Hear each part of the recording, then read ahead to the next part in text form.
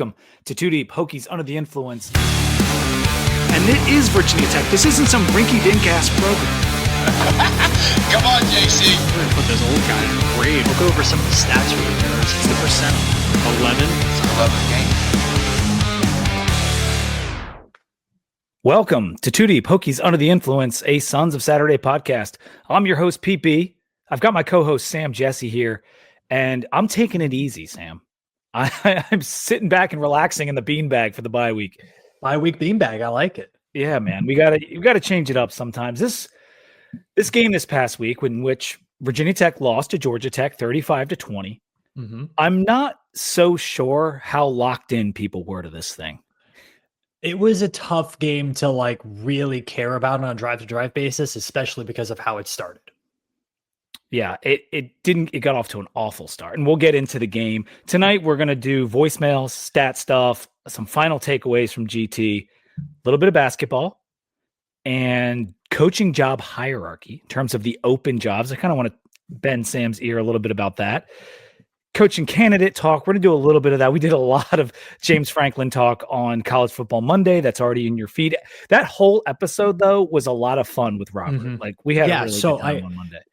That is a great, if you have a work day and there's you just need to put your headphones on. We went in depth on maybe more topics than we ever have on College Football Monday. More topics. It was so much more than just going over games. Yeah. Yes. A lot of games, a lot of topics. Tons of games, but and Robert he's a classic. So it was a great episode. And then we're going to do some of Sam's power rankings tonight too. Get a little bit of explanation from him, what he's seeing, maybe where that leaves favorites for playoffs and Natty and all that kind of stuff. So that's going to be good. Sam, we need a cheers though to kick it off.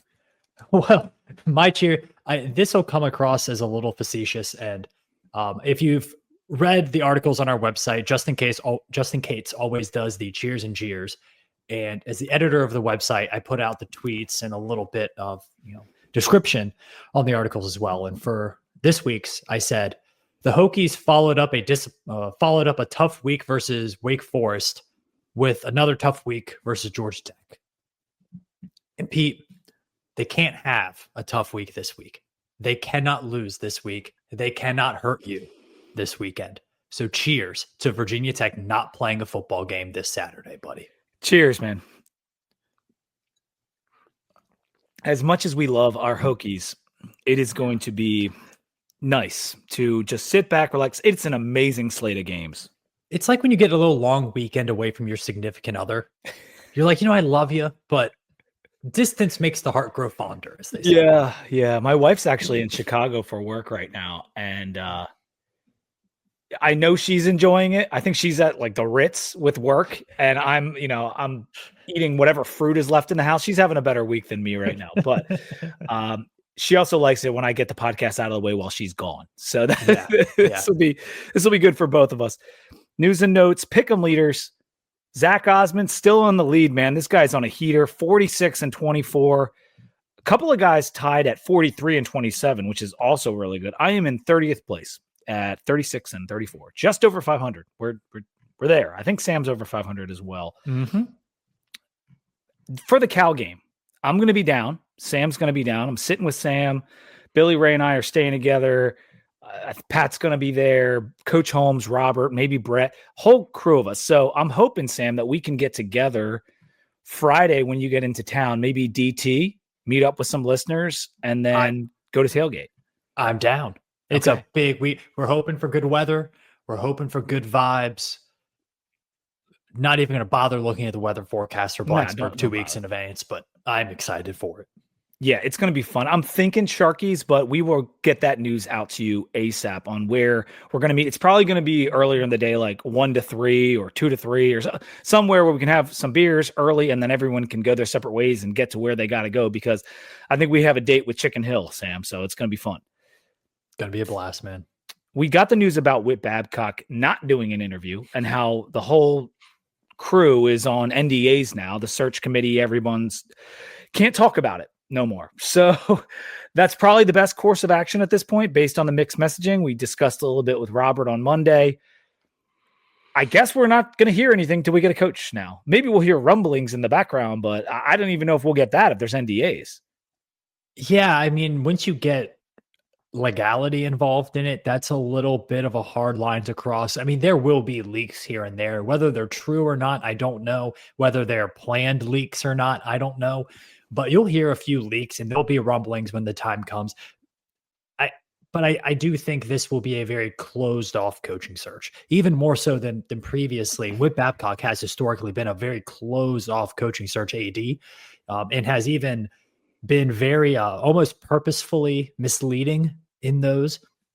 So yeah. I think it's going to be a really interesting next couple months for Virginia Tech in this coaching search, because I don't know how much more I can take, man. It's only been a month.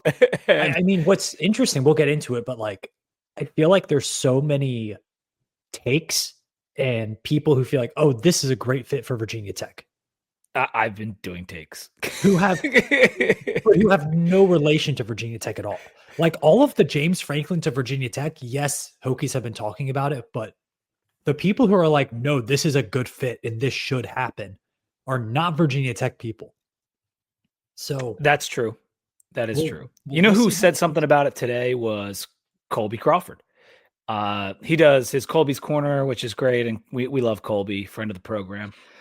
And he said something to the degree of like, Franklin's probably not going to happen here. Like he's probably going to end up at a job that's better than Virginia Tech. And we're going to talk about that better a little bit later in the show, and we kind of analyze some of the other jobs that are available. But yeah, I'm going to try to cool it on the takes. Of course, me and you are going to analyze like who's available. We've done a lot of it already. And the James Franklin one was extreme because it was talked about so much for the last 4 days already. And it's cooling. It's going to cool off a little bit, and he's going to get rumored to Florida when it opens and all these other bigger jobs. But it's fun to talk about. I don't think it's going to happen, but it's fun to talk about. Oh, it's a blast. Like we're going to talk about it. Don't worry. There is a new preview article available on the website, sonsofsaturday.com, about the men's basketball team, right, Sam? Yes, there is. Our men's basketball beat reporter, Evan Boehner. He does a great job, and he is going to be covering that team. So we have a write-up on a kind of a team preview, get you caught up on all the new guys on the roster. There are more new players than Neo. I promise there's a lot of new faces. Go check that out. We also have reports from media days from Thomas. We have women's basketball updates as well. So basketball season in full effect on sonsofsaturday.com. Go check out that. No doubt about it. I'm shaking my head because Delaware is down 21-0 to Jacksonville State. Ugh. Of course I took them in my pick'em, and they played so well in the Western Kentucky game outside of a couple mistakes, and they're having first year up in FBS night tonight. And Jacksonville State, it's not like they're not a veteran, and they've got a new head coach, but he's got them playing well. In any case, enough about Delaware. The basketball preseason media poll came out, Sam. Mm-hmm. We're picked 12th in the league. That's after finishing tied for 9th last year with 4 other teams. And we were terrible last year. And yeah. Mike Young really got the most out of us down the stretch. I think it was a little bit lower than most people thought. I'm wondering if there were a few votes for very low that kind of skewed it. That could always be the case. Yeah. I mean, not that it matters. It doesn't do anything. I think it'll be interesting to see what some of the betting lines are for this Virginia Tech team early in the season, because I do think that sports books will be a little bit sharper on these lines than ACC media members. Yeah, and that's good thing you bring that up, because Ryan Hammer hung out with me and Ed on the Hokie Hoops pod, and Hammer has a big following on TikTok and Instagram, and he's a really good hoops head. Came up with the trapezoid of excellence and all that. If you've never heard of him, really good follow. And he did his ACC preview, and he picked a 6th, which was one of the highest around, maybe the highest of anybody. And I'll tell you something, man, that guy knows every team in the inside and out in the ACC. Like he knows the full rosters. Like he didn't just pull the 6 out of his butt. Well, he picked VCU 4th in the A10, so I'm not going to give him too many flowers. They lost their coach. Yeah, it's very true. Very true. But at ACC Media Days, Mike Young said Ben Hammond is going to start at point guard. That was probably the most information thing that we got from ACC Media Days. I think that's really interesting. And I think also it points to that gives you potentially another piece of length on the bench, but takes away ball handler on the bench, because you think that Hammond and Neo are your two primary ball handlers. If they're both starting, then whenever you make that first substitution, it's like your third ball handler coming in. So that'll be pretty interesting to see how they run that. I'm curious to see what their rotations are going to look like. College basketball rotations are much less regular than NBA, where you can almost like mark down to the minute when certain players come in and out. You can't do that for college basketball. I assume that's going to change throughout the season. So I wouldn't really Sharpie that in, but you could maybe do like a pretty thick lead pencil. Well, if he's saying that, and he said it pretty like emphatically at ACC Media Days to Jeff Goodman and the Field of 68 show. That is cool for me because we love Ben Hammond and he's a great defender, and he was a freshman last year. And as the year went on, he really like got better and better and better. And he was a dog in high school, and like he is going to have every opportunity to be a great point guard in the ACC if he sticks around. Mm-hmm. And so getting him out there with Neo as maybe like the combo guard to start, because we've heard so much about Neo playing point guard de facto kind of. So if you've got Hammond and him out there, one, Hammond can now take the best offensive guard defensively, right? Like he can guard him because Neo is going to have a hard time staying in front of smaller guards. Well, I think also Neo is your like Neo can be your guy who plays the two offensively, but could maybe guard three defensively. Like you can maybe switch up things around with him. And so that changes how you do your switching on defense and things like that. So I think it's going to be a really exciting lineup. I'm curious to see how they're going to handle the bigs rotation as well. I know, because we've got Hansberry, who's going to be our 5, but he's not huge. And then you've got Dorn, the kid who came over from Germany, who's like 20. He's not a kid. He's like 24-year-old freshman or something, or 22-year-old freshman. And then you've got Gerdak, and I'm missing one, Toby. Mm-hmm. And so like, how do you mix and match those? But I got to tell you, when you look up and down the lineup, if you talk about Pasha and Shoot and Hansberry and Bedford, like, and not to mention Tyler Johnson, who was great for us last year. Like, it's a nice lineup, man. The talent at the wing position is so improved from last year. Mm-hmm. It really is. Because when Rothstein was on campus, he predicted Bedford to start. Mm-hmm. I thought Bedford for sure was a bench piece, but if like there's even a thought that he could start from someone like Rothstein, it's like, oh, well, that's pretty good, because that means he's starting over Jaden Shoot, or he's starting over Pasha, or he's starting over Hammond. So it's exciting, man. It's exciting. Mm-hmm. So that's what we'll do for basketball tonight. I'm not going to go into too much more detail because we've got the preview on the website that you guys should check out. In addition to, Ed and I are going to be hopping on a couple more times before the season starts, doing a season preview with Mike McDaniel and all kinds of good stuff. But Sam and I will be covering basketball on YouTube. Sam loves ball, and so do I. So we're going to be doing that. Let's get to some Georgia Tech depth chart injury update. Chris Ellis was out of the game, and now he's out of the team. He has entered the transfer portal. Okay. Thoughts, comments, concerns? I mean, that sucks. He played really well against NC State. Maybe the best player on the team that night, other than Terrion Stewart, who had like a gajillion yards rushing. I mean, this is the unfortunate reality about where Virginia Tech is. If Christian Ellis wanted to play another season of football, he had to redshirt, and he could not play another game if he didn't redshirt this year. And so he's out. And I think it's at a point now with this football team where all of these guys that we're kind of excited for, even during the season, are now gone. And it sucks. I wish he was playing. I think he would make a difference. He would have made a difference in that Wake Forest game. He could have made a difference against Georgia Tech, but he's no longer on the roster. Yeah. So that's 5 portal entries now. Jonkum is not in the portal. If you look on On3, he might be out of eligibility, I guess. I don't exactly know what's going on with Jonkum, but he's not in the portal. So it's 6 guys who have left the team, 5 in the portal. And I think the window's closed, right? I mean, it's been a month since Pry left, so we're done. Yep. Any other portal entries will be after the season. Yeah. And so in a way, that's nice. Not that the season means anything, but are you surprised we only had 5?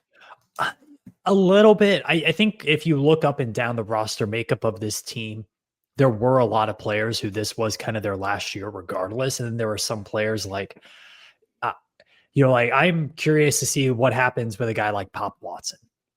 If he doesn't get into 4 games, does he take that redshirt year? Like, is he just sitting back and taking a redshirt year? He has to. If I'm Pop, like did he already redshirt though? I'm not sure. I don't think so. Mm, I might be wrong. I bet he did. I think you're seeing a lot of guys too. Well, let's take that. If he did redshirt there, like take the other side of that. Is he just waiting to see, hey, can I get some film in here towards the end of the season for transfer portal? Or do I stick it out and try to be the next guy? Like there's a lot of those question mark guys. And I think unfortunately people are making individual decisions. Nobody in orange and maroon right now is making a decision what's best for the team, because that's the situation they've been dealt. And I mean, yeah, how could you when your coach is gone? Yeah, I mean, can't blame him. I mean, if we're talking about availability, what was it, like 20 something players? 21, I think. 21 players were out. Put that in perspective. When Indiana traveled to Oregon, they had 1 player out, and that player has like a significant injury. And they had 1 player out, 2 player probable, no player questionable. Right. So how many of those 20 are actually hurt or just not playing, or who knows? I'm not. I don't. We had. Yeah, we'll get into it later. But like, dude, the players who were on this roster, who they've built the scheme around, who they're trying to work with, who we've talked about for weeks, are not on the field. A lot of guys are on the field that I do want to give credit for. The guys that were playing out there at Georgia Tech, like, kudos, because that was a slog of a game that you knew you probably didn't have much of a chance in. And you went out there and you played hard. And yeah, we lost and we didn't cover, which pissed me off. But it was a done deal. The reason the line was 14.5 is because of 21 guys being out, and like we should have realized that as a team, that guys that cover this team so close, like, nevertheless, the team has been playing when they don't have their head up their butt. The team actually plays okay, despite not having Joncum or Burgos or Lovett or all those guys. And we were getting Woodson back, and Woodson did play. Keller didn't play unexpectedly. Yeah. So, and Terrion wasn't 100% to just finish out. The Cunningham didn't play on the offensive line again. Like that's tough. So, yep. I wonder if we had a healthier offensive line from the jump. Brody Meadows is healthy.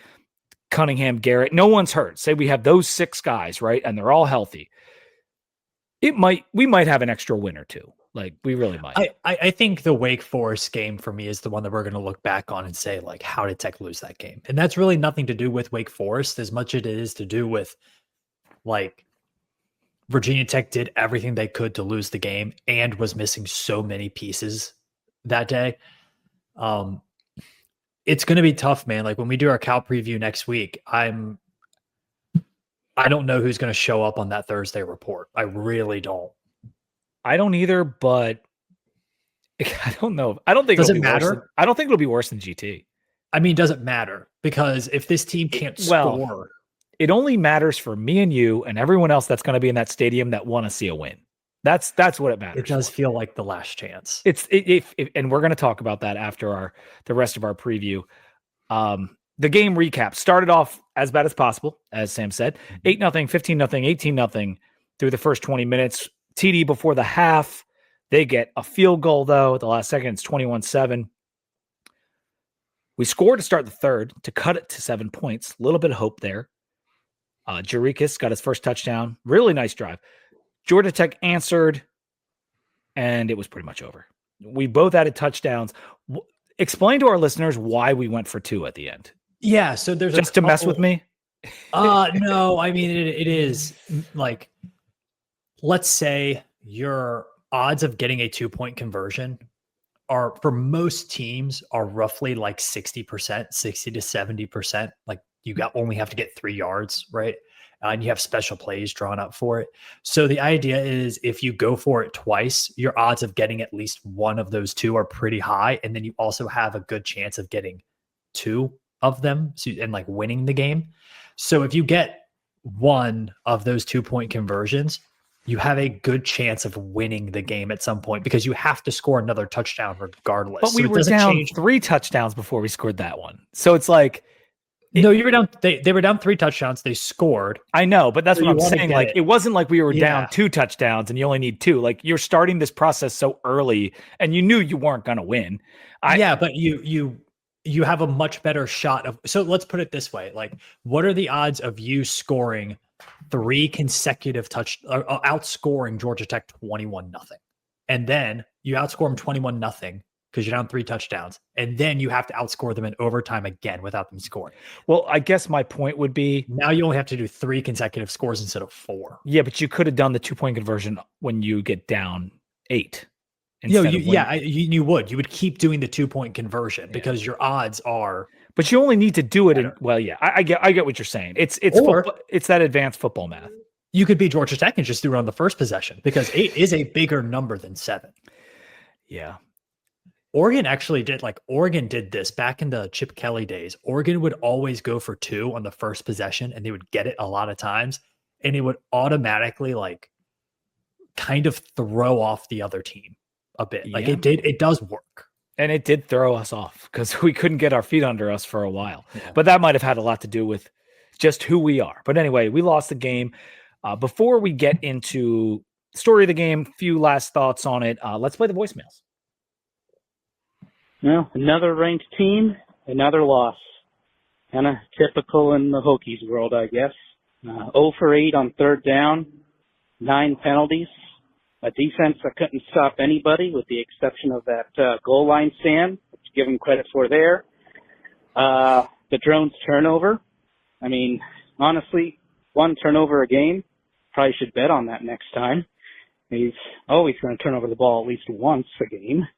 Got a bye week to think about it. Maybe prepare Pop Watson for Cal, see what we got in him. It's just frustrating.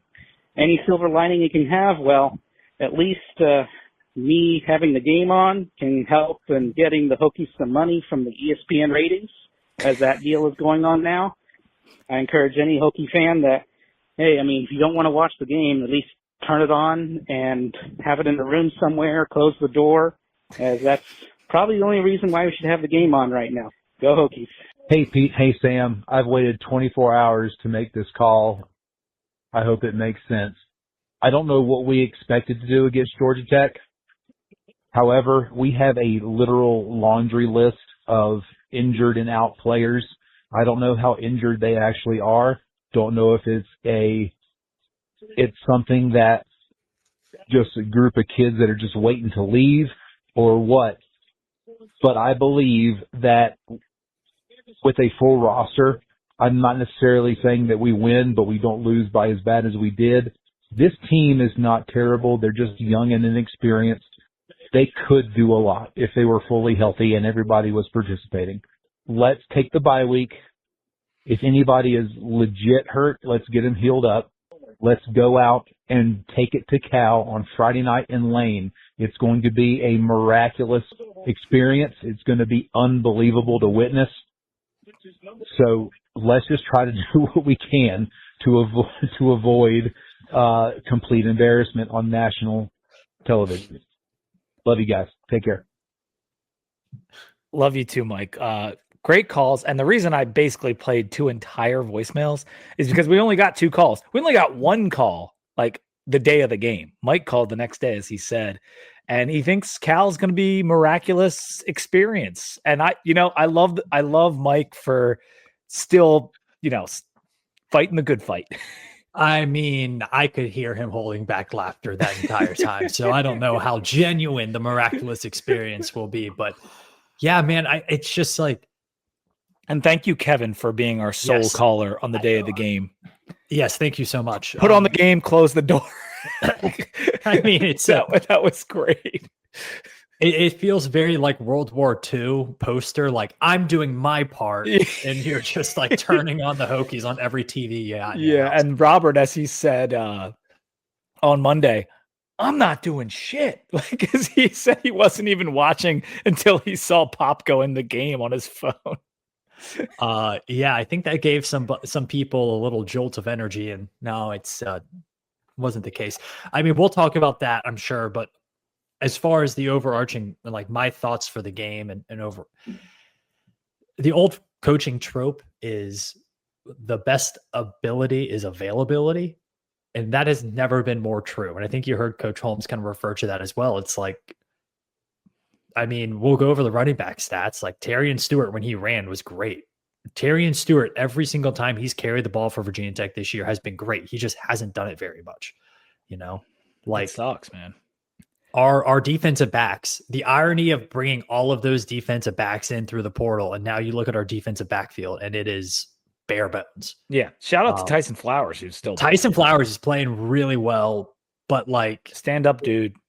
There's just your guys running wide open, and it's tough. I believe Doug Bowman put out something that like this is one of the worst Virginia Tech pass defenses in program history. Oh, dude, it's so bad. I mean, this is like if you look at opposing passer rating, it's bad.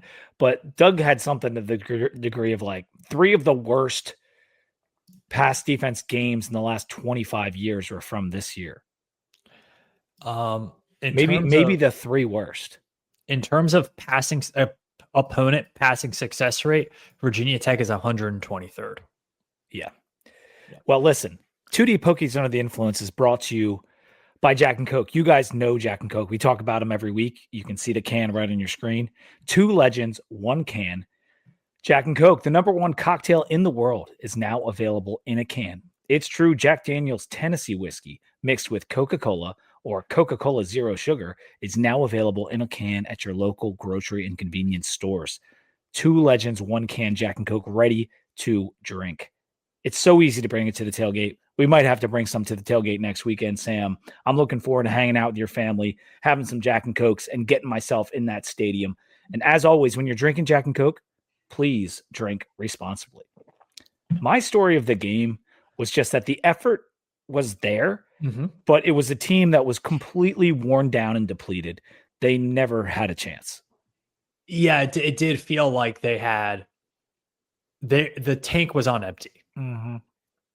And it did feel also like Georgia Tech could have, if that game got close, Georgia Tech could have just ended it.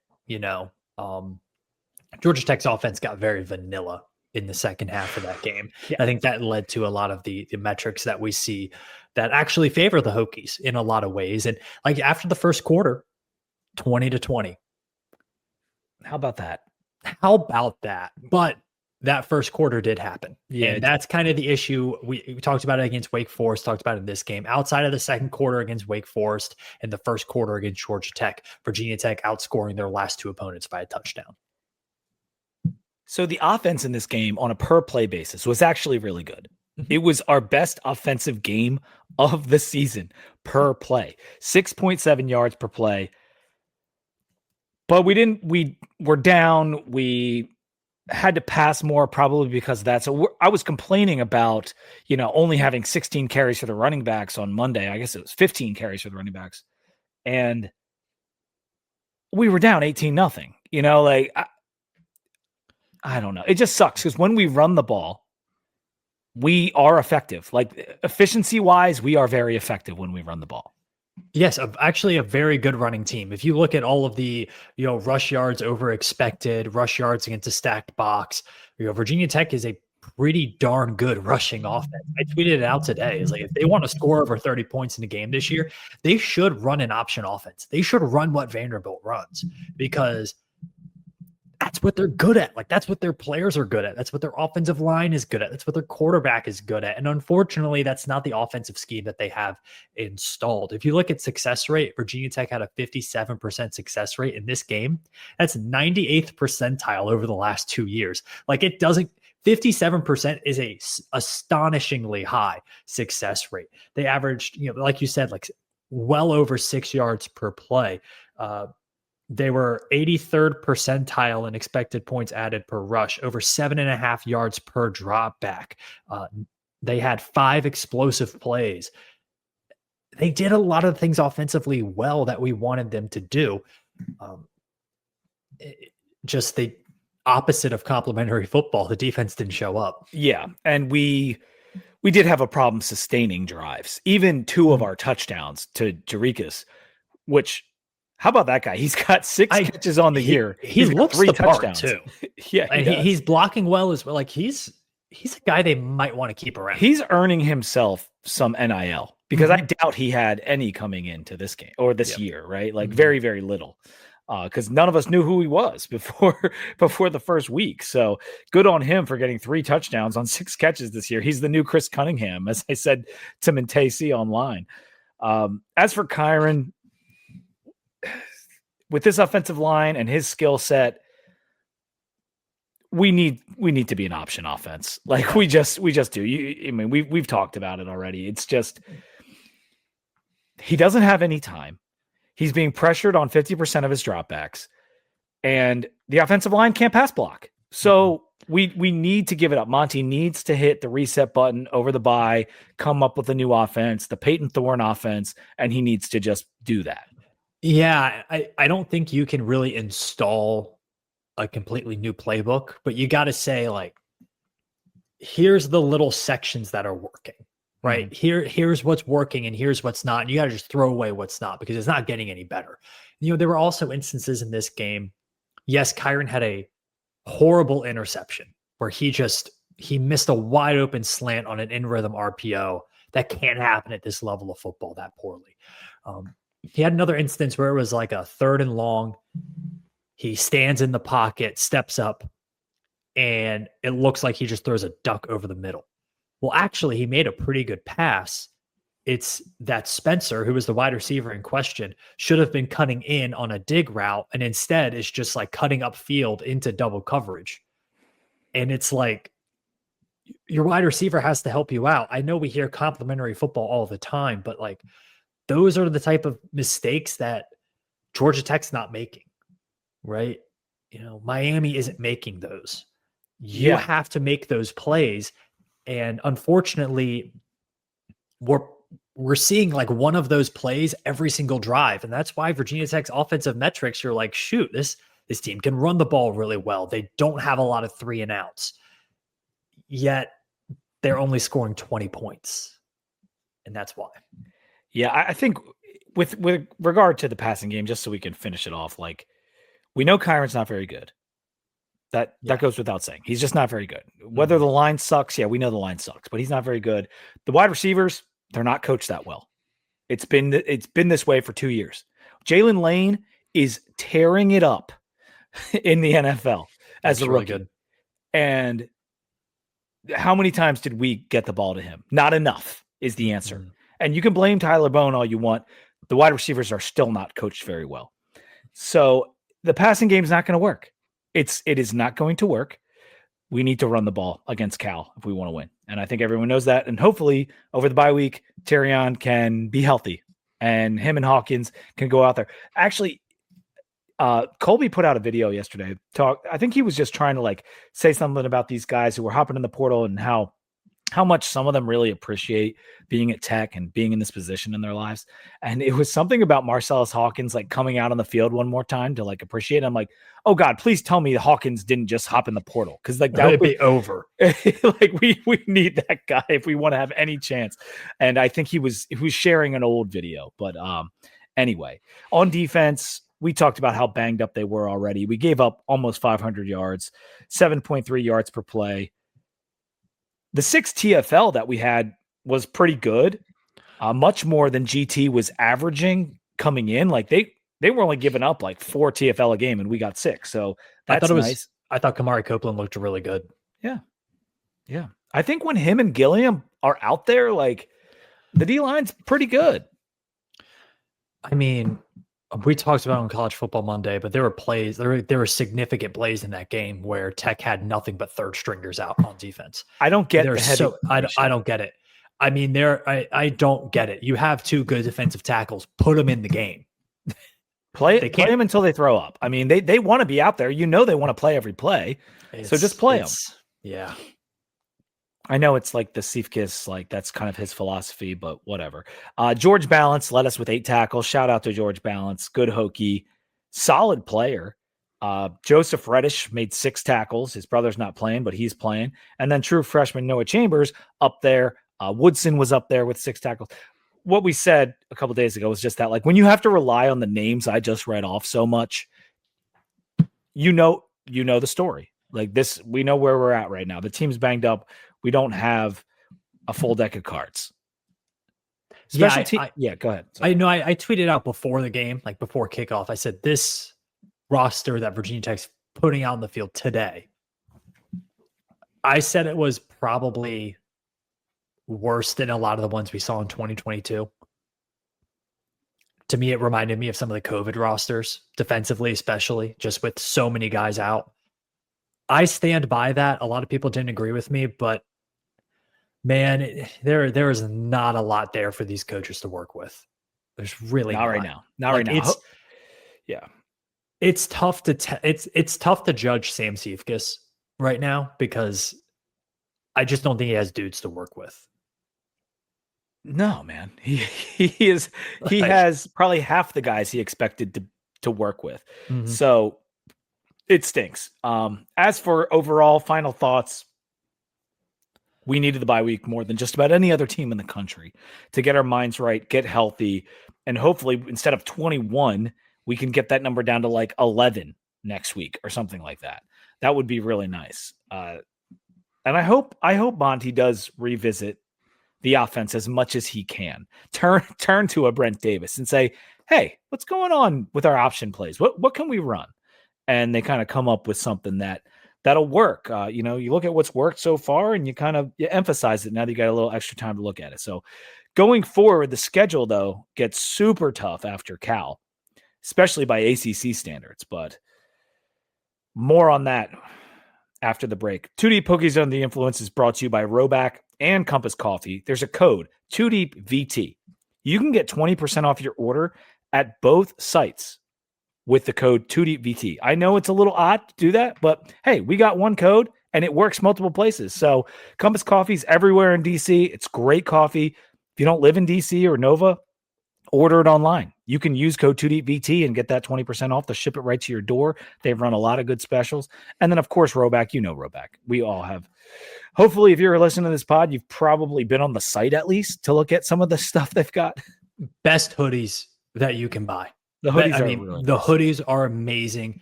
Best hoodie you can buy. They have so many new colors now. I mean, Pete, you get yourself a really comfortable Roback hoodie. Looks great, feels great, perfect time of the year for it. And you can also get a delicious coffee roast. That's right. To put with it. And if you're just a classic K-cup person, get the reusable K-cups that you put your own coffee grounds in. It'll change your life. It is an infinitely better.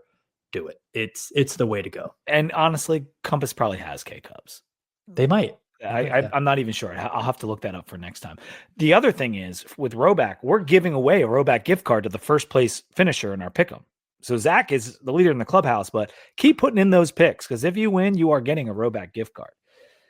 And if you don't, we're going to have to blame Billy Ray because that was we talked to him about it and he said we can get your winner a Roback gift card. All right, beer break. What are you drinking over there, man? I am working on the pumpkin spice lagers. I got like 2 more of these guys left. This is from Devil's Backbone. If you haven't heard on the other shows, this is the Devil's Backbone Brewing Company out of Lexington, Virginia. 5.2% alcohol for their pumpkin spice lager. It is a good light drink. If you want a beer, if you're having like Saturday in the fall, and over the course of the day, you're going to crush like 6 or 7 of these, but you want an autumnal beer, maybe a pumpkin beer. Some of the other ones we've reviewed are a little bit too heavy for that. This one is perfect. You can just sip on these all day and you'll feel good. So the pumpkin spice lager from Devil's Backbone. Beautiful, beautiful beer. This is the exact opposite of that. This is, you can see that on your screen, the Southern Tier Maple Warlock. Mm-hmm. So there's the original Warlock, which is an awesome beer. And in fact, I shared a video on our Instagram from this guy named Alan, who's had over 3,000 beers. He starts every video with, "I'm Alan. I've had over 3,000 beers." In any case, he's got some good videos. And so I shared the one about his favorite pumpkin beer, and it's the Warlock, which is one of my favorites. It's one of Clark's favorites. We've shared many over the years. And so this Maple Warlock, we've been on a maple kick lately, Sam. This thing packs a maple punch. And Southern Tier usually does that with their beers. Like they put a lot of flavor in their beers. I'm sure there's a ton of sugar in this thing, but I am enjoying it because if I like the regular one, you add a little bit of maple to that pumpkin, it's not a bad thing. I mean, look at this freaking thing. It looks like a Guinness. It looks like I'm drinking Coca-Cola over here, man. Like it is dark. Jack and Coke in the glass, but I'd recommend the Maple Warlock for a little change up. So that guy Allen is a big Penn State fan. Mm-hmm. He put out like a statement on his Instagram about them firing James Franklin. It was one of the funniest things I've ever seen in my life. One of his videos was like, if you need something stronger to get you through the game, this is the beer I recommend. Something like that. Yeah, that guy's a good follow. I forget his like full handle, but something Allen. If you just look up like beer with Allen, he'll be the first thing that comes up. Yeah, there you go. The rest of the season after Cal, we've got Louisville at Florida State, Miami at Virginia. Okay. That's 2 ranked teams because Florida State's fallen out, but they have a combined 17-4 record. And, Cal's 4-2. So if you throw Cal in there, it's a 21-6 combined record for our remaining opponents. Well, Florida State's 0-3 in the ACC. True. So we're better than them. That's what I'm hearing. I'll do this for you. All right. So Virginia Tech would need to win 4 more games to get to bowl eligibility, which would be 4-1 over the next 5. Yeah.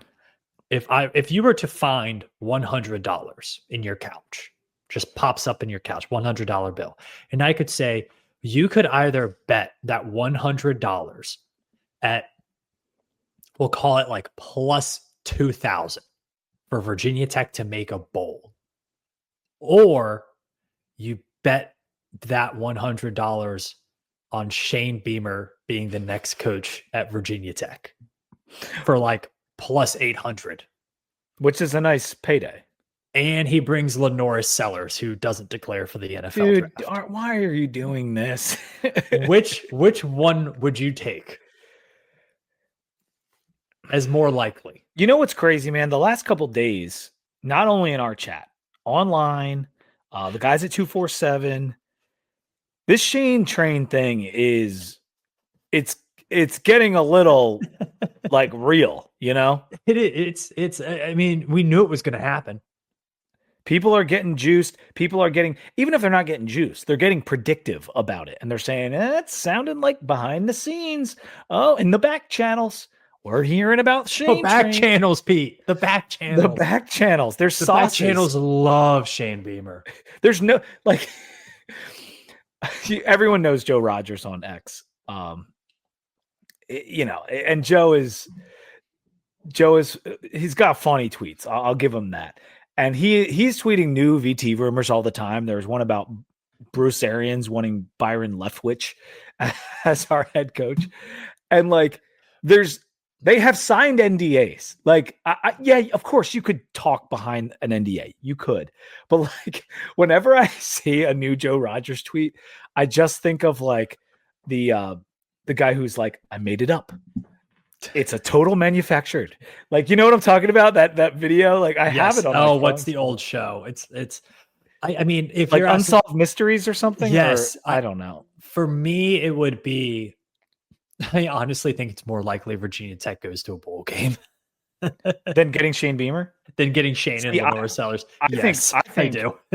Beamer is more like. So that means you think Beamer is like a 0% chance. I think Beamer. It's like. I think we on the outside want to fire him for South Carolina in order to make this potentially work, where I haven't heard not a peep from any South Carolina source or fan or energy around that program that says that they want anyone other than Shane Beamer to be. Yeah, people are like trying to speak it into existence. Yeah, I think Shane Beamer coming to Virginia Tech is one thing. Shane Beamer leaving South Carolina is a whole other thing that would have to happen first. I don't think that's very likely at all. And a funny thing is, too, is that people are saying that because of their next 4 games against top 15 teams, 3 of which are against the top 6. So if that means that we're hiring a coach that's now like 3-7 or 3-8 or something. Oh, I mean, it would be. Yeah, I mean, you'd be hiring a coach who is, I believe, under 500 in their career, and who, by the way, started out as number 13. So now we're taking this coach that's basically had a huge expectations failure, and we're making him our next coach. And his team is the second most penalized team in the country. And they're not particularly well coached in other areas as well. And he freaks out on the officials every game. He's got a little Mike London to him. London. That's harsh. That's harsh. I mean, am I wrong? Mike London's had a better career now. Yeah, but Mike London lost his team games because he spent so much time yelling at the officials. He forgot to coach we called football. him Time Cop over on the Key Play. My gosh. Yeah, you remember when he won a national title with Richmond with Dave Clawson's roster? I do remember that. Anyways, I got something for you. We created it. Not this time. No, not this time. It's totally made up. Pure fiction. It's fiction. It's fiction. We made it up. We made this one up. It's a made-up tale.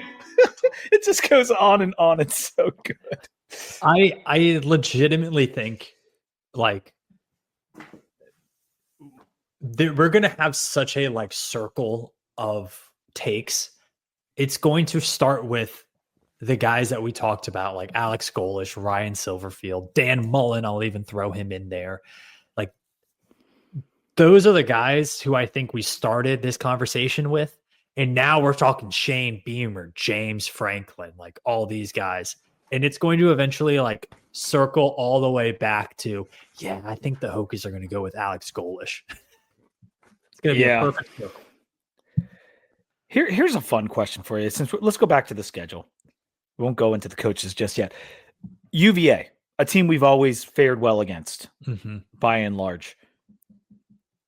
Do you think us, even though they're very good this year, do you think us beating them is more likely, or do you think us beating Cal is more likely? Beating Cal, way more likely. Okay. Yeah, I think Friday night in Lane is just a scenario that Tech historically really good in those games. And I would also point to the matchup. UVA does things offensively that Tech is not going to be able to handle well. Whereas Cal, I think, with a young quarterback who, if you get any sort of pressure on him, it really rattles him. And some of the more complex defenses he's faced this year, like San Diego State runs kind of some funky stuff, have totally confused him. And I think Sam Cephas' defense is going to really, really confuse him, because you look at the quarterbacks that have had really good success against Virginia Tech this year, other than Colton Joseph when the whole team freaking quit. Diego Pavia, really experienced quarterback. Haynes King, really experienced quarterback. Those are the two guys who have picked apart this defense. I don't think that's a coincidence. Yeah. And Chandler Morris is but it's 26 years old. So. It's the mentality thing though. Tech, that's true. Yeah. Tech in the locker room will believe that they can beat UVA. And that sometimes makes a giant difference. And so we'll just have to see. I think I agree with you. Yeah. The other thing about Cal too, they're playing this weekend, and then they have a short week. I think we really want Cal to beat the tar out of UNC this weekend. I mean, of course we do. Beat the tar out of them. Yeah, but I think that they're a team that I feel is up and down week by week. You want to catch them on the down week. Dude, they're going to wipe the floor with UNC. UNC is going East Coast to West Coast. They suck to begin with. I just Cal's going to win that game easily. Yep. All right, let's do the hierarchy. Let me get this. All right, so earlier this week, Tom Fornelli put out a mostly vibes-based ranking of the best jobs out there in FBS. Number 1 was Penn State, pretty obvious, but he put Virginia Tech at number 2. 3 was Arkansas, 4 was Oklahoma State, 5 was UCLA, 6 was Stanford, who I said on Monday, I kind of forgot they needed a coach, but they do. And then Oregon State is number 7. He put UAB and Kent State on there too, but we're talking about the bigger jobs here. And then, of course, we know that also Wisconsin can come open. It has to come up after 37-0. It has to come open. Yeah. Florida, it seems there was some smoke today about that is like Napier's done. Like that's going to be done. UNC, I still think that's going to open, regardless of what Belichick says. Auburn, Kentucky, like these are, and the Kentucky thing's a whole different camp. I'm not talking about Stoops to Virginia Tech. I'm just talking about him retiring or something. Dude, this offseason is insane already. And we're halfway through the actual season. NC State, that's another one. So if you're a Virginia Tech fan, right, like how are you taking this? Because I think like better job means a lot of things to a lot of different people. And you really only need one person to sign off that you're a good job, and that's the coach that you want to hire. And there are some intangible things that go into this that you might not get. Like the type of person who really wants to take that UCLA job in Southern California at a prestigious academic school and things like that is probably not the person also wanting to go to Oklahoma State or Virginia Tech in small college towns. Right? Like that's a different personality trying to take a job. So like the person who's into that, you might interview them, you might be interested, but they're probably, the two of you really aren't matching each other's list. Don't you think like Franklin is a perfect like personality fit for UCLA? I think what's interesting about James Franklin is he has enough brand recognition that he could, like Dan Mullen, take a couple of years off coaching. Oh, yeah, absolutely. And I think that is something that we haven't totally thought of because obviously if we're doing this ranking, like, I thought of it. I said he needs to go to rehab. I said he had a nervous breakdown. I think you're going to see him do like ESPN for a year. Truly, I do. But I think Penn State's clearly the number one. If Florida opens, I think Florida then jumps Penn State as the number one. I wanted to ask you about that specifically. Like, what is the better job? Like right now, Florida. Today. Okay. Yeah, it's the, the recruiting, the history. I think it is the I think there's a idea with Florida that they can win national championships that you don't have with Penn State. And I think that goes a long way with recruits. I think being able to show recruits some natty trophies can make the difference. If you're both paying the same recruit $1 million and you both have 100,000 fans in the stands and you both play big time football, like trophies do sell still. And I think Florida has that and Penn State doesn't. Yeah. Penn State has 2 natties, but they're from the 80s. Okay, Grandpa. I'm really good. This is like an ongoing bit from our chat that I'm getting called Grandpa. I actually have like right up above my TV over here, the Penn State Rose Bowl hat from 1994, like with like the rose stitched on the hat, which is pretty sick. It's pretty sick. But that was my first college football team I ever loved. I mean, if Florida and Auburn join, you could make whether it's right or wrong, you could make the argument Penn State goes from the number 1 job to the number 3 job.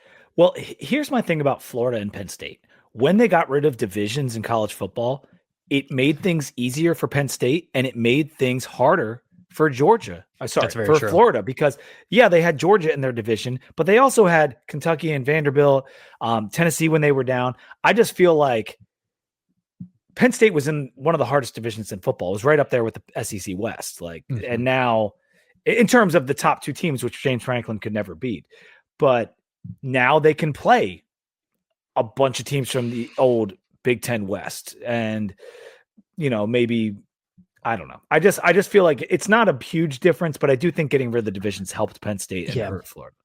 But again, like I think the coach, at that level fit doesn't really go into account, but if you're trying to get a guy with like New Jersey ties or something like that, like that's a different coach.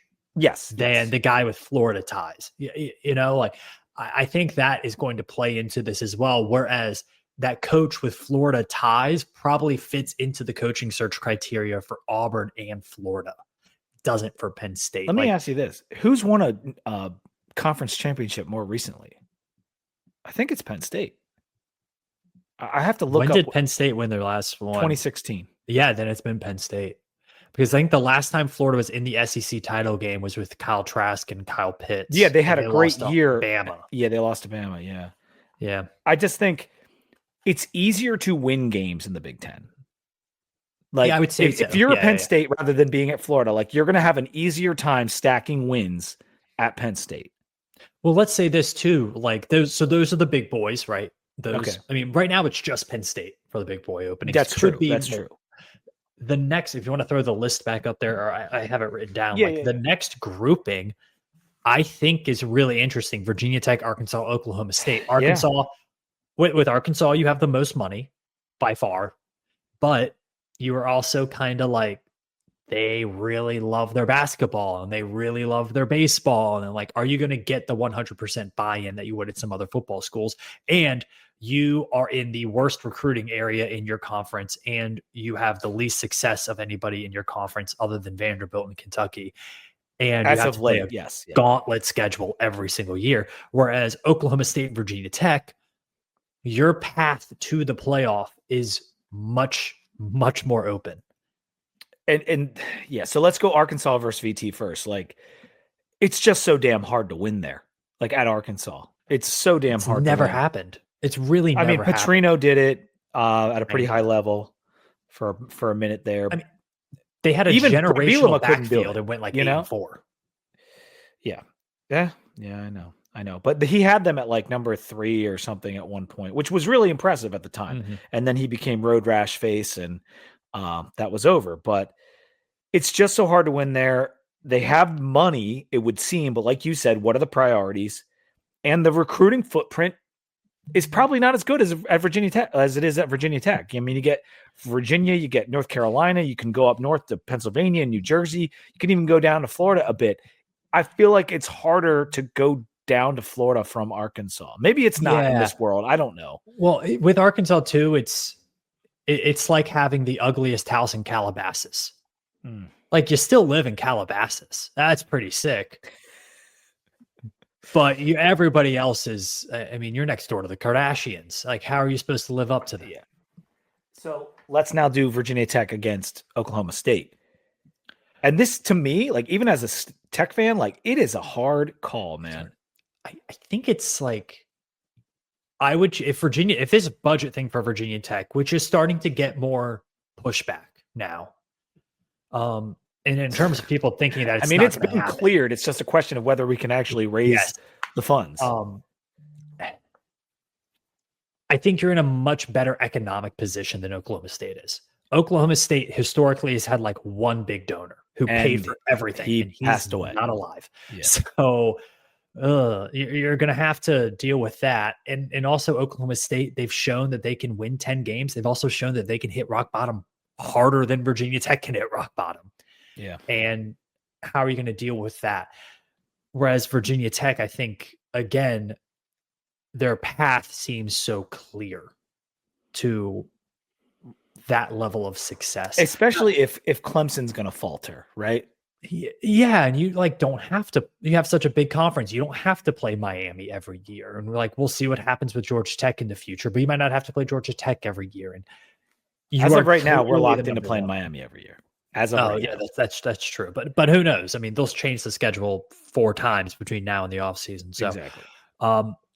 My personal rankings was Penn State at 1, Virginia Tech 2, Oklahoma State 3, Arkansas 4. Because I think that's right. I think that's Arkansas is just it's tough. It's tough. And what I was going to say about Oklahoma State is that we both have like similar traditions in terms of like what we've won in our past. Like they've had Barry Sanders. They won a lot with Mike Gundy. They got up to the number 2 team in the country famously and lost to Iowa State. But like they both had really good runs under one specific coach. And a little bit before that, like Oklahoma State probably had more than us before Gundy. Like they definitely did because they had Barry, but we had Bruce. So, I mean, it's very similar. I think the Big 12 is probably more stable than the ACC though. Yeah, it is. I just don't know if. Who knows how long it will last in this current form? I mean, no one knows. Yeah. It's like if you're. I just love the Big 12 though. You're still going to have a job as a coach, right? And I would love to be in the Big 12. It would be cool. It would be fun.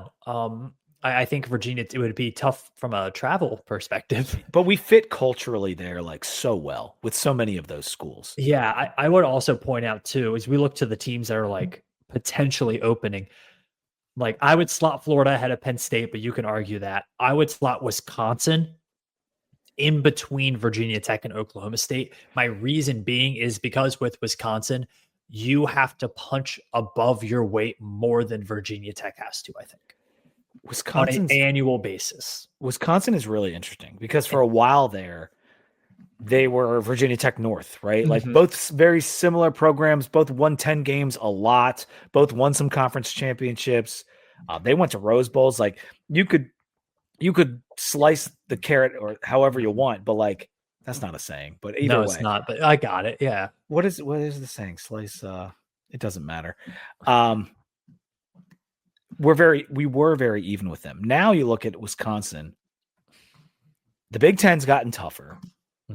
The recruiting ground is not good. I mean, they can always recruit those big Scandinavian offensive linemen from, like, you know what I'm saying? Like, one of my best friends went to Wisconsin. He's of like that heritage, and he's like, yeah, everyone in the State's just like giant white dude, like, and he was too. He played offensive line in high school, and but I don't know in this modern age, like where Wisconsin fits in right now. There's a lot of rumblings that their university administration doesn't take athletics as seriously as they should. And I think that's something that you can't. And Barry Alvarez is getting old, man. And I'll tell you, at least Tech is trying now. And like I think Wisconsin has infinitely more money than Virginia Tech does in the bank because of the Big Ten TV deal. But I don't know if they're using it like they need to be using it. And I don't know if they have the NIL backing. Yeah. So I think if you're punching above your weight, you got to go. And their coach is still employed right now. Yeah. And he's got a big buyout. Yeah. And then for like UNC would be a really interesting job. Like that's going to be really, really attractive to somebody, but has some of the same issues that Arkansas has from a cultural standpoint. They're much less into football than Arkansas is, but I don't know. With regard to UCLA and Stanford, I think like we are clearly ahead of them in the pecking order. Most would agree with that. I actually have Oregon State ahead of UCLA. I'm not kidding. I mean, no one has ever won at UCLA. Their athletic department at Oregon State is a mess, though. Have you like looked into that much? It's bad. They have a problem with the NIL like people that they signed with too. Like, there's a huge issue there. I think there's a podcast called The Belligerent Beavers or Belligerent Beeves on YouTube. I sent it to Sam a couple weeks ago, and like these guys, they do a really good show, but it's similar in the vein of us, like Belligerent Beefs. Like, I think they don't mind having a few libations and chopping it up, but like what it sounds like is that place is a freaking mess right now. I think with Oregon State, you have a little bit more of, I can come in and make this my program, because Jonathan Smith kind of did that and it worked really well for him. I mean, they won 10 games in back-to-back seasons in the Pac-12. Yep. When you remember the Pac-12, Pete? That was a good conference. USC and Oregon and Washington. Yeah, that was sick. It was not only those brands, but like that conference was good 2 years ago. It was the best conference in the country a couple years ago. Yeah. Yeah. And so I feel like you can have that, whereas UCLA, it's like you're going to struggle to get people to even care, because at least at Oregon State, the fans care about football, right? And with UCLA, it's like nobody cares. Well, yeah, they're in LA, so there's a ton of things to do. The Dodgers have hard time selling out their playoff games. So like, and they might call them sellouts, but if you watch a Dodgers playoff game, at least against the Phils, the whole upper deck was half full. So LA, notoriously bad sports town. They've got a better college football team across town. Yeah. So like, yeah, I mean, UCLA, the question I was going to ask you is Stanford or UCLA? UCLA, because of the Big Ten money, and you don't have as many of the academic hurdles that you do at Stanford, but I think the right person can work at Stanford getting the right person into Stanford's job has a higher percentage likelihood of working out long term than getting the right person at UCLA's job. And Because we've you could be the seen- right coach at UCLA and go like 5-7. It's true. And we've seen Stanford with two different coaches with this in this millennium have success. We saw Jim Harbaugh do it, and we saw David Shaw do it. And so it is, and get really good players like Christian McCaffrey, Andrew Luck, Toby Gerhart. The list goes on and on and Richard on. Sherman. Yeah, they had tons of good players. Again, in a place where no one cares. Like, I've been to a Stanford game. No one cares. No. I went to Stanford UCLA, as a matter of fact, in 2013. And like, it was a really big game. And like, it was half full. The students are drinking wine outside the stadium. Like, I was more hyped up for the game than most of the students were. It's tough because, again, there's going to be somebody who's like, man, living in Palo Alto, getting paid a lot of money, don't have to play a ton of tough games, prestigious university, kind of unlimited money if you can find it. Yeah. You know? Well, they just got a huge gift, right, at Stanford. Yeah.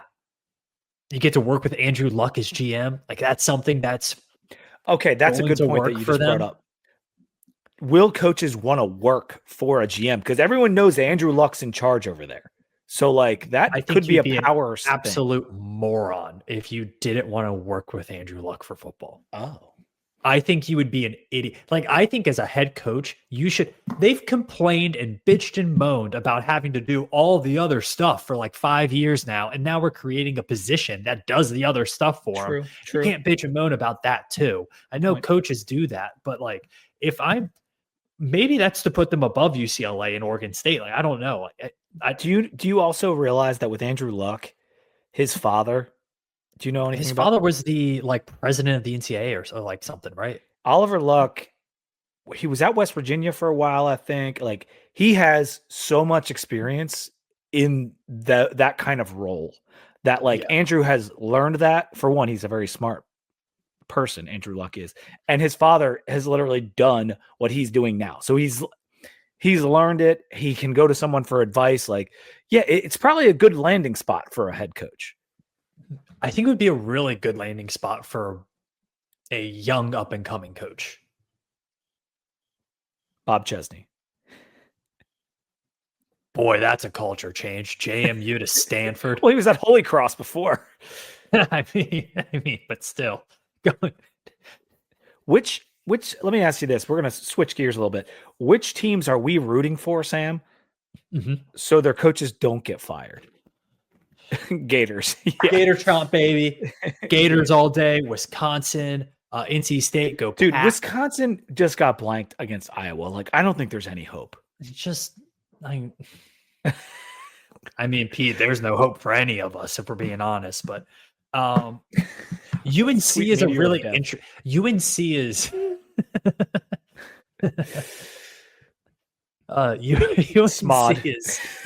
UNC is an interesting one because I think the media hype around that job opening would be so large that it would overshadow a lot of the other ones. I think you're also looking at like, does a surprise one open up because they poached their coach? Yeah. Like this, I don't think it's going to happen, but like if actually it might happen. Like if Matt Rule takes the Penn State job and now Nebraska's open. Or if Penn State plucks Eli Drinkwitz.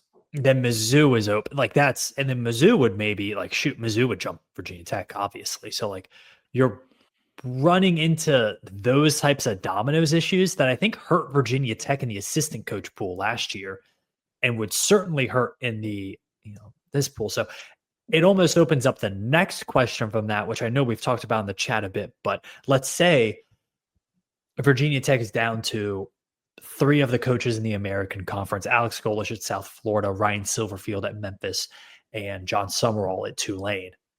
When you look at, regular season ends in November, you'd maybe like to name your coach around there. Are you going to be able to officially name your coach if they're playing in the American Championship game, and probably the winner of that game is going to the playoffs? Dude, I know. And then so you have a chance that it could be, and let's say they lose that first game to the 5 seed, then you're looking at not announcing your head coach, or at least not getting your head coach in the building until mid-December, and 2 weeks later the transfer portal opens. Here's the thing with any coach that you would be hiring, even if like any coach that you hire will be before the transfer portal window opens. Correct. So my kind of fallback for that is whoever we hire is going to bring like probably a dozen players with them from that team. So in that regard, there's not a whole lot of pressure from it. Like the most transfer portal kids you're going to get are coming from the place that you're hiring your coach from. Yep. So that's why I'm not as worried about it. I'm also not as worried about other people as like being good in 2026. Like I've been bad for a while. Like I'm willing to compromise 2026 to get the right guy. Yeah. But that's what I'm saying is, like, if you want the time to get the guy in to set up their staff and make good hires and coordinator hires. Yeah, because people will get picked over. Yes. You're right. You're looking at getting the guy who probably finished third out of those 3. It's very, very interesting because you're right. If Golish wins the American, makes the playoff, like you can't get him in there for a long time, and maybe never, because if he makes the playoff and wins a game or something, like maybe he'll stay. Yeah, I mean, shoot, Memphis looks really good at NIL right now. They've won a lot. They're getting good players. They just signed a 4-star quarterback. Yeah. Yeah, man. All right. Do you want to do power rankings? Let's do it, dude. We're pulling that up here. If you're not watching, watch us on YouTube. You get to see our beautiful faces. You get to see our great setup. I'm rocking the awesome 2D hoodie that I get a ton of compliments on. Yeah, that is available on the swvashop.com. And I'm actually working. We have our Monty shirts that are still available. And when we beat Cal, trust me, we're going to be blasting that all over the TL because we want to get a few more out there. Not that we don't care about the money. We just want to get something with our logo out there that you guys can enjoy. I'm also working on, I'm hoping to have a design and t-shirt to give you when I get down there, Sam, that you might like. Well, the last t-shirt that you gave me has Brent Pry carrying an American flag running out of the tunnel. It was such a good picture. And I'm not sure what I'm supposed to do with that now. Yeah, you can throw it in the trash. I mean, it's got to go in the trash. It's sad. All right. So if you haven't been following, I've done this this is the 4th year that I've actually ran this, and it is my program power rankings. And the goal of the program power rankings isn't to rank teams head to head. It's to rank teams in order of likelihood and opportunity to hit their ceiling as a program and make the college football playoff and compete for a national title. So, it's an important distinction. Yes, because I'm not saying in this, that I would favor number 4 Texas A&M over number 5 Miami. That's not what this is saying. This is saying that Texas A&M has a slightly higher likelihood, according to this model, of making the college football playoff than Miami does. But I think both of those teams are going to make it. Yeah, so the teams, let me ask you this. Which teams are suspiciously higher in your rankings than you would have thought before you did the beat boobs? Yeah. So is that like at this point in the season, Brigham Young is sitting at 9th. They've won a lot of football games. They haven't played a particularly tough schedule. They just had wins, like an overtime win against Arizona, who's a mediocre at best team. And they struggled for 3 quarters with another mediocre Colorado team. So Brigham Young is a team that I was not super high on, especially without Jake Retzloff, but they're sitting there at number 9. Now they host number 8 in my rankings, Utah, coming up here pretty soon. So that's going to be an amazing game, probably the biggest game of the weekend, to be honest with you. Yeah. And what's cool is like, you can see from this ranking, that's kind of a de facto playoff game. Like, I think the loser of that game is probably not making the playoff. The winner has a really good track to the playoff though. That's a huge game. Yeah, and the same thing goes for USC and Notre Dame. Mm-hmm. Yeah, like Southern Cal is a team where their metrics are so good, but they do have that loss already to Illinois, and they also preseason I had them a little bit lower than some other teams. So they're still trying to build off of that from where they were preseason. But if they win Notre Dame at Notre Dame, and give me another team that's higher than say big. where they are. I'm sorry, Cincinnati. Okay, like Cincinnati is a team that nobody really talked about. They preseason, they were pretty high in my rankings as well. Now they're sitting at 20th here, right between Vanderbilt and Tennessee. And like, they're just a darn good football team, and nobody's really talking about it. They have that win over Iowa State. They barely snuck by South Florida with a 9-point win, but like they just keep winning. And that's a big part of this as well. Like you get points for winning, and then you get points for net success rate, and that's adjusted by opponent and location. And so that's how teams build this score as the season goes on. So in terms of where a power ranking would have a team and your rankings have a team, how badly does a team get dinged when they lose? Like it's pretty bad in your model. 10x their net success rate adjusted for opponent strength and for location. So certain home field advantages are tougher than others. Like playing at LSU is a whole lot tougher than playing at North Texas. And you factor that in. And that's factored in here based upon a bunch of different data points all the way from 2014 up and through last year is how we rank all those. So there's a lot of data that goes into that to get some home field advantage rankings. And that really is basing teams on how much better they are at home than they are compared to being on the road. So for instance, a team like Georgia in this rankings doesn't have a great home field advantage, not because it's not loud at Sanford Stadium, but because they just beat the shit out of you, whether they play you on the road or at home. So it doesn't really matter that the game is in Athens as much as it does for a team, like Oklahoma State is a great example. Obviously they suck this year, but historically Oklahoma State was a much, much better team when they were playing in Stillwater than they were on the road. I wonder that about like Mississippi State. Yeah, like Mississippi State. I can pull it up, but like Mississippi State is pretty high up there. Washington, they just got off. They just had a 20 game home win streak snapped. Mm-hmm. We know that in your first model that you did, Rice-Eccles was the top home field advantage. Still up there going into this year, although it's probably not going to be next year. South Carolina really high. Like that's a team like and just think about that like as a football fan. Like a team has to go to Columbia, you're like, oh. Yeah. Right. I mean, but then if OU's about to go do it. Yeah, exactly. Auburn, K-State, Texas Tech, North Carolina State, if you're looking at ACC teams, is a team that does a lot better in Raleigh than they do on the road. A bunch like that. Virginia Not against Tech, us. Yeah, Virginia Tech coming in 26th over the past 11 seasons, 10 seasons. All right, so read off your top 5 for the listeners. At number 5, I got Miami, and then a pretty decent sized gap between number 5 Miami and number 4 Texas A&M. Number 3 Indiana, number 2 Ohio State, and number 1 Texas Tech.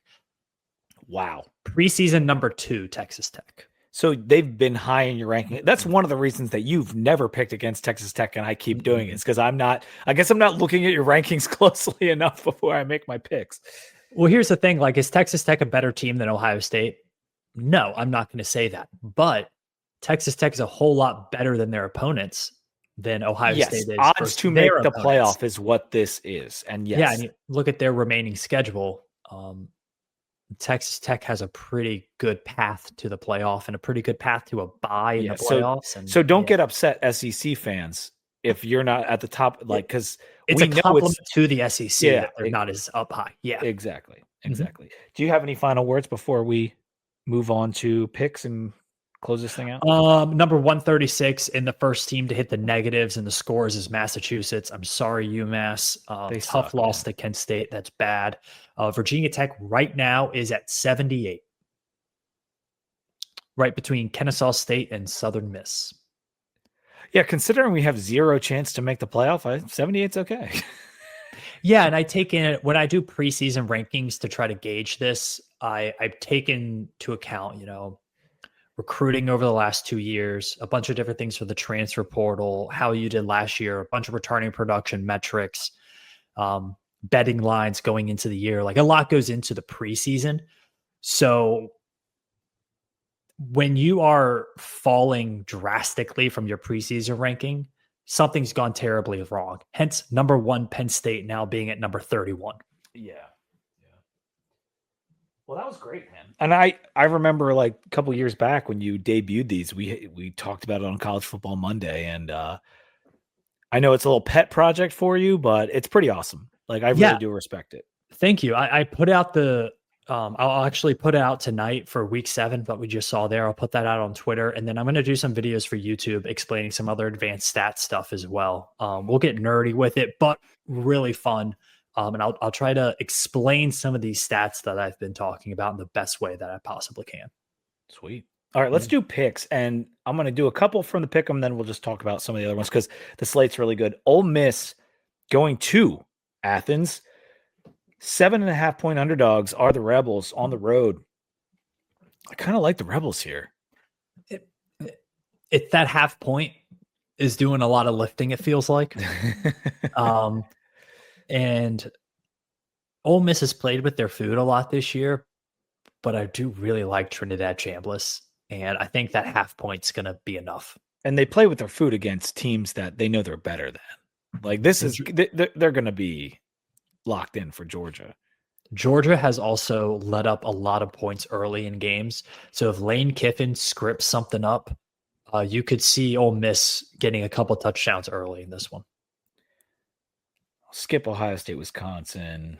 I am kind of interested in A&M and Arkansas. Like Arkansas is at home. Always a weird rivalry game. Yeah, Arkansas 7.5 point home dogs, which makes sense. They're going up against an undefeated team, top 5 team. But like Taylor Green's playing at a really high level. I've fallen victim to this already a couple times this year, but like, I don't know, man. If I'm A&M, be on alert. Yeah. This is a scary one for the Aggies. UNLV fighting Dan Mullins going to the Smurf turf. Boise 10.5 point favorites over those undefeated Dan Mullins. First team to get like 4 stops wins the game. And I mean, UNLV's defense is atrocious. I think this line is what it is for a reason. A lot of people are going to bet UNLV. Boise's playing good football. They've lost to 2 really good teams. Yeah, that's going to be tough for UNLV. I like Boise on that one. Texas Tech at Arizona State. I said I'm not getting in front of the freight train again, and I'm not. I'm taking Texas Tech minus 10.5. Have we heard anything about Sam Levitt for this game? Not that I have. No, I have not heard anything. I just searched on Twitter. It is considered likely that Arizona State star quarterback Sam Levitt will be able to play against number 7 Texas Tech on Saturday. Sources tell CBS Sports. Yeah, I don't care. I can't do it again. I just can't do it again. Yeah. It might screw me, but I don't care. We talked a little bit about Oregon going to Rutgers. That is in the pick'em this week. It is 16.5 in the pick'em. So that gives you a little bit more leeway because I think it was 17.5 when we talked about it yesterday. Are you on the Ducks? Yeah, I'm quacking with the Ducks. They're going to be angry. I got it. I'm taking the Ducks. I don't like a night game at Rutgers. I'll tell you that right now. Like that is, it can get a little weird, man. It can get a little weird with that train horn blaring, but I will take the Ducks. USC at Notre Dame. Notre Dame 8.5 points in the pick'em. It's too many points. I like the Trojans. Yeah, me too. I'll take them. And then Tennessee going to Bama. Great rivalry game. This is 9.5 in the pick'em. Tennessee underdogs, obviously. Yeah, it's weird because in my head, if I close my eyes and I picture how this game goes, it's a close game. It's hard fought. It ends late in the fourth quarter. However, I look at these teams on paper and I think Alabama's playing really, really well. I know. I feel like in a rivalry game, you take the points, especially if you're getting over a touchdown. I mean, And Tennessee can score. Like, Tennessee's not going to be blanked. So if like Tennessee's going to score at least 27. Like, could you see 31-23? Bama has to score 38 to cover this spread at least. That's a lot of points. Unless they really cause problems for Joey Aguilar and moonball Joey, like it could happen. Yeah. I'm thinking about like, what does Alabama need to do to cover this spread? Even if Tennessee has a less than average offensive game, and it's a lot. It's a lot. Yeah, you're right. Okay, and then I think I'm on Tennessee just for the sake of the pick on the pod. This isn't on the pick 'em, but Holy War. It's 3.5 last time I checked. BYU home dogs in Provo. Man, the system says you never ever go to Provo and come out with a win against the spread. I mean, but the film says Utah by a couple tutties. Ooh. I mean, the fact that BYU escaped last week ruins this for me, because if they had lost to Arizona the way they should have, or even in overtime, then I'd be like, all right, I'm taking BYU as a home dog. But they won. It shouldn't matter, but it kind of does matter psychologically. So as good as Utah has been, and BYU is undefeated, but like both of these teams are flawed. Like they really are. I'll take BYU. I'm going to take BYU plus 3.5. Something to look at in terms of matchup for this game. Utah's rush defense hasn't been its normal self this year. Mm-hmm. They haven't been as dominant, and BYU's been able to run the ball. That's kind of the bread and butter for BYU. If they can run the ball, they have a chance in this game. If they can't, though, I don't like Bear Bachmeier having to throw against Utah's pass defense. That's one of the best in the country. This does feel like a live bet. If Utah gets out to a lead, take the Utes. If BYU gets out to a lead, take the Cougars. Because I don't want. Oh, I thought you were going to say take the Utes both times. No, because I don't. I mean, we've seen it, like Devin Dampier is not a throwing guy. Yeah, he is not. He is not. Yeah, he's not a throwing guy. So they're going to make him throw the ball. They're going to try to make him throw the ball anyway. I also kind of like the over in this game. These are two teams that. What's the over? What is it? I don't know. It must be low. Probably like 47.5. If you're going to like it, it must be low, because I just think both of these teams are going to have points. I mean, BYU is number 9 in yards per play. Utah's number 30 in yards per play. Like, two good offenses. Dude, and a good coaching matchup too.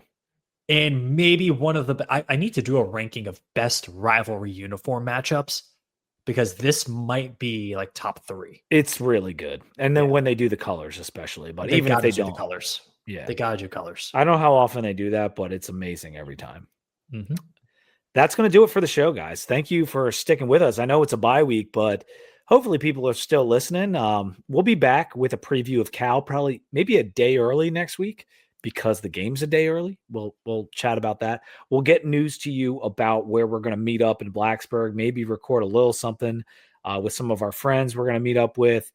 But I can't wait for next week, dude. And let's enjoy the weekend off. How about that? I cannot wait to sit on my butt and watch football this weekend, Pete. It is going to be a blast. Do we want a code word for this one? Yeah. How about I had one. Oh, what is it? I was going to say power.